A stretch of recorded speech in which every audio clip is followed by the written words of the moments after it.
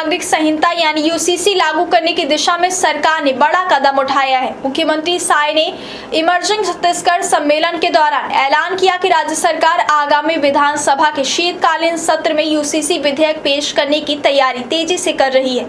उन्होंने कहा कि छत्तीसगढ़ माता कौशल्या की पावन भूमि है और यहाँ महिलाओं को सम्मान, सुरक्षा और समान अधिकार सुनिश्चित करना सरकार की सर्वोच्च प्राथमिकता है। मुख्यमंत्री के मुताबिक समान नागरिक संहिता सामाजिक न्याय, समानता और महिलाओं के अधिकारों को और मजबूत करने की दिशा में महत्वपूर्ण पहल साबित होगी। उन्होंने स्पष्ट किया कि सरकार इस विषय पर पूरी गंभीरता से काम कर रही है और सभी आवश्यक प्रक्रियाओं को तेजी से पूरा किया जा रहा है।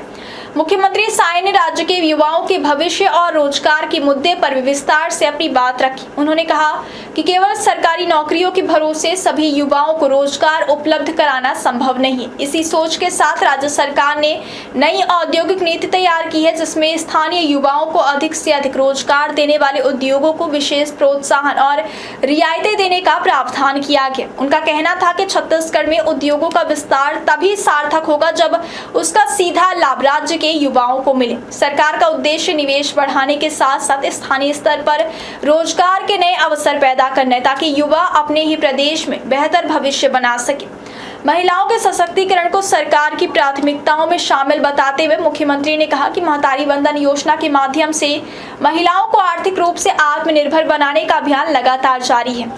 उन्होंने बताया कि पिछली सरकार के दौरान महिला स्व सहायता समूहों से छीना गया रेडी टू ईट का काम फिर से उन्हें समूहों को सौंप दिया गया, जिससे हजारों महिलाओं को दोबारा रोजगार और आय का स्थायी स्रोत मिला है। इसके अलावा लगभग 30 लाख महिलाओं को स्वरोजगार के लिए ऋण उपलब्ध कराया जा रहा है, जबकि 40,000 से अधिक महिलाएं लखपति दीदी बनकर आर्थिक आत्मनिर्भरता की नई मिसाल पेश कर चुकी है। मुख्यमंत्री ने कहा कि सरकार का लक्ष्य महिलाओं को केवल योजनाओं का लाभार्थी बनाना नहीं, बल्कि उन्हें आर्थिक विकास की मुख्य धारा में शामिल करना है। बस्तर के समग्र विकास को लेकर मुख्यमंत्री ने विकसित बस्तर के विजन की भी विस्तार से जानकारी दी। उन्होंने बताया कि बस्तर मुने अभियान के तहत प्रशासनिक अधिकारियों को गाँवों में 2 से 3 दिन तक रुककर लोगों की समस्याओं का मौके पर समाधान करने की जिम्मेदारी दी गई है। इस अभियान के माध्यम से बुजुर्गों के राशन कार्ड, पेंशन, प्रमाण पत्र और अन्य लंबित सरकारी कार्यों का निपटारा गांवों में ही किया जा रहा है। वहीं मुख्यमंत्री स्वास्थ्य बस्तर अभियान के तहत अब तक करीब 36 लाख लोगों की स्वास्थ्य जांच हो चुकी है, जिससे दूरस्थ क्षेत्रों में रहने वाले लोगों को स्वास्थ्य सेवाओं का सीधा लाभ मिल रहा है। मुख्यमंत्री ने बताया कि बस्तर क्षेत्र में सिंचाई और कृषि विकास को नई गति देने के लिए इंद्रावती नदी पर 2 बड़ी सिंचाई परियोजनाएं शुरू की जा रही है।